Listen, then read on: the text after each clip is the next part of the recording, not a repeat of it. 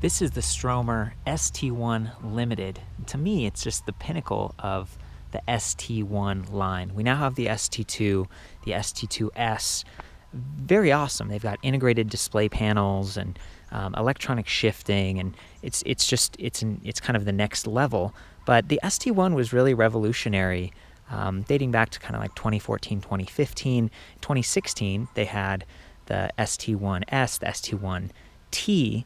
And they offered kind of that metallic paint job. They were brown and green, and kind of introduced this rack and fenders. Really nice bikes, just kind of dialing it in. But the Limited combines sort of the best of all worlds is how I see it. So you get the super high, fast speed, 28 miles per hour. I've actually been able to go a little bit faster. I only weigh 135 pounds, so I'm pretty active, and especially going downhill, you get some speed, in part because this is a heavier electric bike. Weighs about 60 pounds. The battery is just about 7 pounds, 6.9 pounds. The motor, 16 pounds. It's a gearless direct drive hub motor. So there are no gears moving around that might wear out prematurely, but because there aren't any gears, they can't step up a higher RPM. What they have to do is just have these big, strong magnets, rare earth magnets, all the way around the edge of this hub. And they repel, so when you're pedaling on this thing, you really don't hear it. It's very quiet, but if the bike is turned off, it's actually dragging a little bit, creating a little bit of cogging. I'm going to go ahead and try to demonstrate that real quick. So I tip the bike onto the kickstand and then spin that wheel. See how quickly it kind of comes to a rest? That's cogging. But one of the upsides is that you can engage regenerative braking, and this bike actually has two levels. There's Recoup 1, Recoup 2, and when you pull the right brake lever here, it has an extra little wire, and that triggers regenerative braking. Unfortunately, it's not on the left. That's one of my little gripes about this bike. Other things that I've given me a little bit of a challenge as I've ridden it recently are this kickstand. It's a heavy, kind of a spring-loaded kickstand. In Europe, when you have a speed pedelec, you're required to have some licensing and insurance and stuff, and they treat it a little bit more like a moped, and you're required to have a kickstand that sort of swings itself up, I guess, so that you don't accidentally start pedaling and collide with it. But in my experience, it's a bad thing because the bike gets bumped even a little bit. See the kickstand starting to go away? Like, it's real easy to crash this thing, and given how heavy it is, you don't want it to tip over. You can see where that's actually happened here, and the edge of the Ergon grip is kind of messed up and sharp now. It's kind of the metal. You'll notice that these brake levers also have big balls at the end, and that's another European requirement so that they can ensure that your hands aren't going to fall off the grips. So that's why they chose some of those things. But with the ST2 models, I think they've gone away from that. The kickstand doesn't self-spring up, at least in the United States. Love that they've got a decent set of pedals. These are just cage platform pedals, but they're Welgos, they're upgraded, and a lot of the accessories on this are kind of premium. We've got a Supernova E3 e-bike light, 165 lumens, adjustable angle, really bright. Nice to have something like this that's wired right into the battery. You don't have to charge it separately or worry about it getting taken off so easily. Same with the back. We've got a Toplight Mini. This thing lights up when you're riding. You do have to press kind of a power button on the light, which is a bit of a gripe. You have to kind of reach down there versus doing it all with the display panel. The display panel itself is also a little bit underwhelming now that we're seeing so many really cool integrated displays and tiny little things. Like I'm thinking Specialized Turbo has just really minimalist designs, and on the Levo it's down here on the down tube. On the Bosch bikes, you've got that big removable display in Tuvia. This one's just kind of stuck there, and it's just really big and plasticky. It sticks up. It also isn't really easy to reach, like while you're riding. See, I can shift here, but I really have to strain to reach all the way over to do plus or minus on assist, and to turn the display on or to change different display outputs. So this does not come with it. This is just my Garmin mount. I've been doing some longer rides with this and monitoring my heart rate and doing a bunch of stuff. Stromer loaned me this bike. I've had it for over a month, and that's given me a chance to really see how it performs, including some in the rain shots and stuff. I'm going to mix those in a little bit later, but let's continue with the specs on this. So down here we have Shimano Deore XT, excellent derailleur right here. See that big spring? It's just really tight. I haven't had much problem with it going out of true or anything. I've been riding it pretty aggressively. Again, it's pretty dirty. You can see all the mud and kind of water and dirt on the bike. Anyway, 9 speeds and only 1 chainring up front. I believe that's 42 tooth. So this is like 11 to 32 in the back and 42. So it's definitely geared for those higher top speeds. It's a speed pedelec. Sometimes when you're starting from rest, especially because it is a 60-pound bike, you're kind of like, you know, you're giving it some extra energy, some extra work there, but it kind of does fine, especially if you do have assist engaged. I've been riding this a little bit without electric assist, just seeing how it does, and it's doable. It's doable, but you feel it. You know, there's a little bit of extra weight. The other thing you feel is just the vibration on the road. So this is an all aluminum frame. I believe it comes in 2 sizes, and I've kind of got the large 20-inch right here. But you know, aluminum, it tends to be lightweight, and maybe it's a little more affordable or something, but it's just like stiff, and it kind of, you know, it's jarring. So what they've done is created a custom carbon fiber fork up here with a 15mm through axle. Love that. And in the back, 12mm axle. Okay, so neither one of them are quick release or anything, but they're just sturdier, they're stiffer. It's a road bike. I mean, this thing is meant to go fast, and you can see that the stem is pretty, you know, far out and not real angled upwards, and the bars are relatively flat. Even the grips here, they went with ergonomic grips, but they went with the GS one. It's kind of like the sport version versus the GP one, which is just not quite as sporty or stiff. So back here we've got Schwalbe Big Bend tires with Performance Line Green Guard. That's really nice. It's like kind of a Kevlar lining in there. It's trying to help reduce any punctures that you might get along the way from stickers and stuff. Really nice if you're going long distance, because of that battery and the higher top speed. When you are riding in higher speeds, it's going to drain that battery quicker, but the display has some nice menus and readouts, so you can keep track of that and monitor it actively. I would love to see some reflective sidewall stripes on these. You know, it's neat that Stromer has some branding on the rims. Those are Alexa rims, by the way, another name brand component. But they just, you know, it's like you got the lights, the headlight, the rear light, and the bike's, you know, it's a brighter color, maybe more reflective, but the tires, you could use that extra stripe, given that a lot of people might be commuting with this bike. So anyway, back here we have 13 gauge spokes. That's, you know, extra thick and sturdy because the motor is powerful and heavy, and the tires and the wheels are heavy. Up front, I believe we have 14 gauge spokes, so a little bit smaller, but, you know, still doing a good thing. And the specs on these tires is 26 by 2.125, I believe. So, you know, they're definitely fatter. Yeah, 2.15.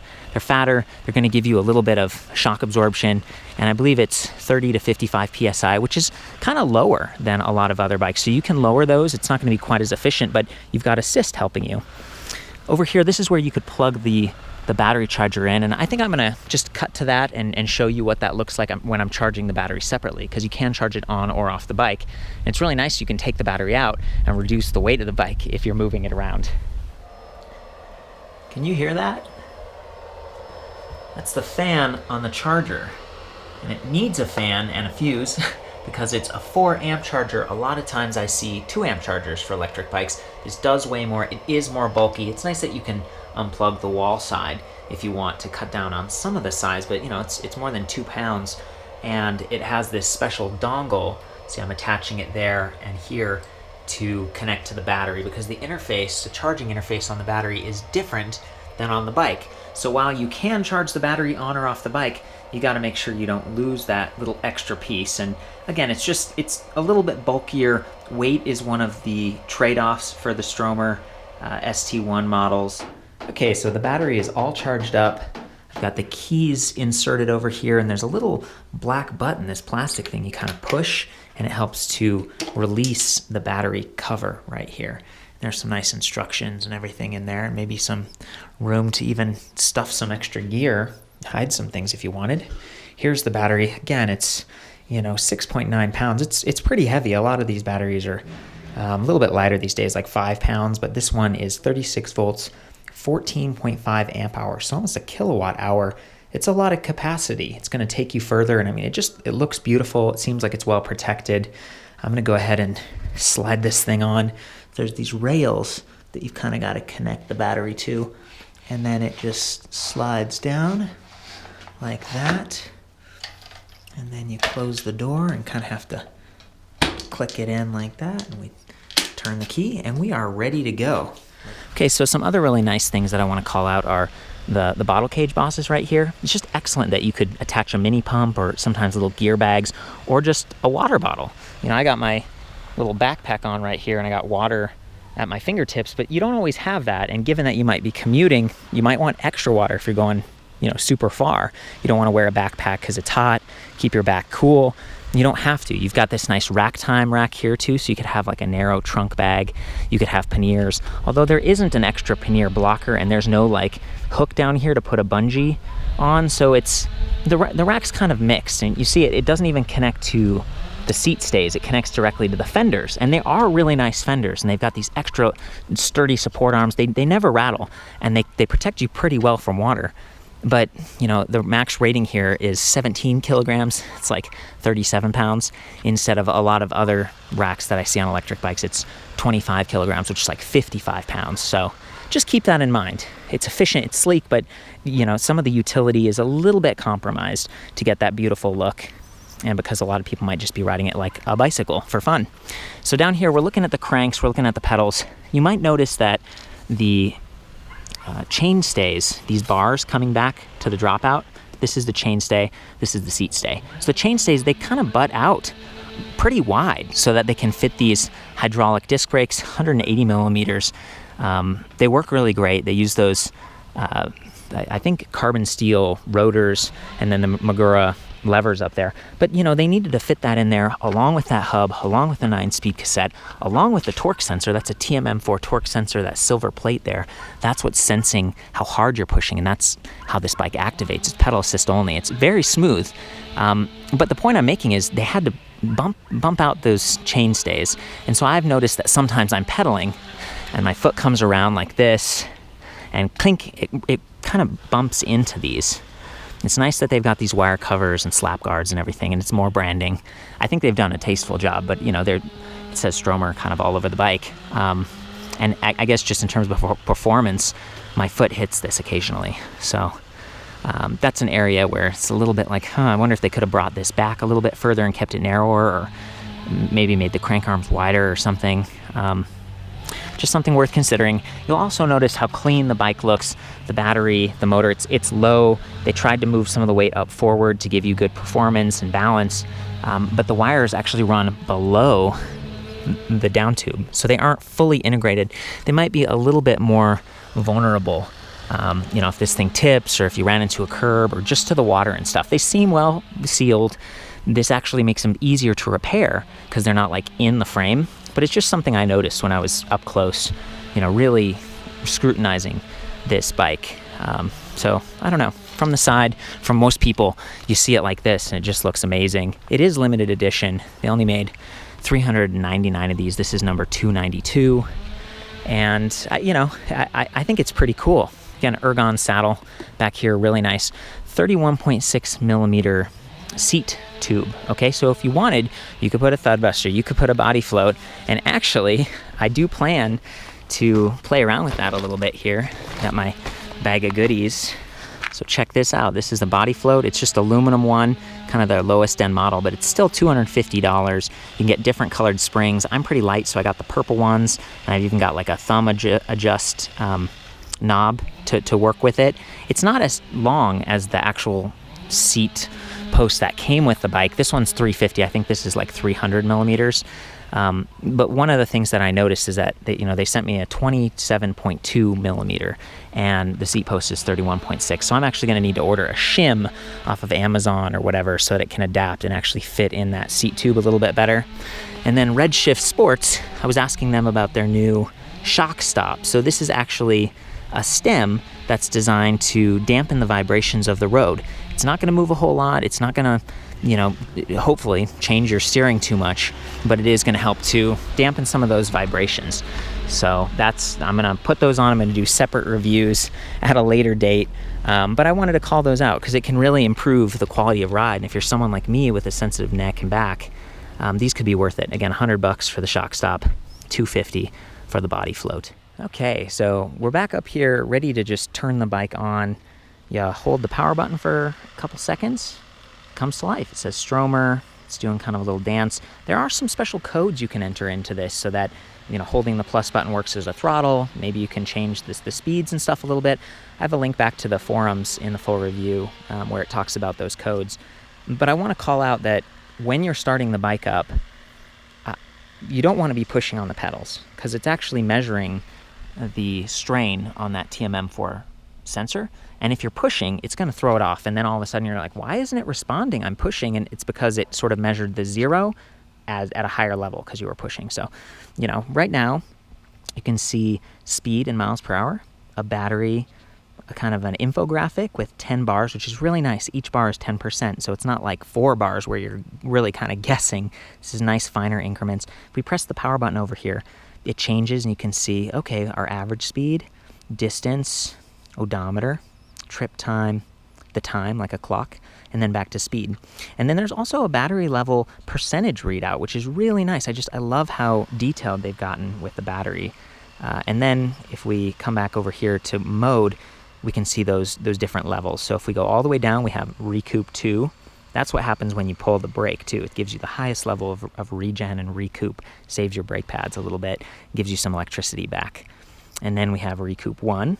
That's nice and gentle. So if you wanted and you live somewhere where it's flat, you could turn this into like a workout machine and pedal, and it'd create some resistance that you'd have to work against. Then nothing, it's just at 0, and it's kind of, you know, this turns into a cycle computer to give you all those other readouts and how far you've gone and, you know, all that, and it still powers the lights, which is nice. And then eco mode, city mode, tour mode, and power mode. Of course, power mode is the highest. You're going to get the most power, but it's going to wear that battery down a little bit faster. So let's go ahead and hop on this thing, and I'll show you just how quiet it is, how smooth it is. Okay, all set. Here we go. Yeah, I mean, it's just instantly. A lot of times on pedal assist bikes, you have a cadence sensor, and I find that you have to pedal like a half circle kind of before it kicks in, and then it's like full on. Versus this, it's kind of smooth. I'm pedaling gently right now, and I am getting assist, but just a super small amount of it, and then I push a little harder, and almost immediately it's accelerating me forward. So let's do that.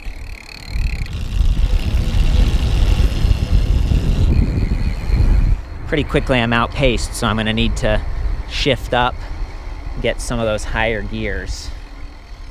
There we go. 14, 15 miles per hour, 18, 20, 22, 24. I'm gonna have to hit this stop sign, but you know, this thing really goes, and you can actually kind of beat cars off the line sometimes. It's a real sense of confidence and respect when you're riding a bike that's faster like this, and you're on the side of the road, which is really where these are meant to be ridden in the United States, in that bike lane, not really on bike paths, not on trails. It's a class 3. So keep that in mind. But that said, I mean, it's super quiet. Like, people don't really notice that this is an electric bike at all. They just think that's a really cool looking bike. I've had women say, gosh, it's like some sort of masculine jewelry because it's so pretty, you know, and eye-catching, but just the tires and the components and everything, people can tell it's a fancier bike. And it does come with a higher price tag. This thing costs, it's like $39.90, so about $4,000 bucks. But you know, that's reasonable given some of the components that you're dealing with and the larger battery pack. And I think for a limited time, they actually give you an additional battery pack. So it's 36 volt, 11 amp hour pack. The one that it comes with is 14.5 amp hours. So you're getting an additional 20 plus miles of range, a pack that's about 6.6 pounds instead of 7. So you could put that in your backpack or maybe on that rack in the rear and really extend your range. So I'm gonna go ahead and cut to some rainy day riding that I shot the other day because I wanted to show like how well the fenders worked, what kind of coverage you get, and just, you know, what it's like to ride in traffic. So this was like rush hour time, Fort Collins, Colorado. People are coming home from work, and I was in the bike lane, just, you know, cruising along, seeing what it was like if I was commuting to work. So let's go to that.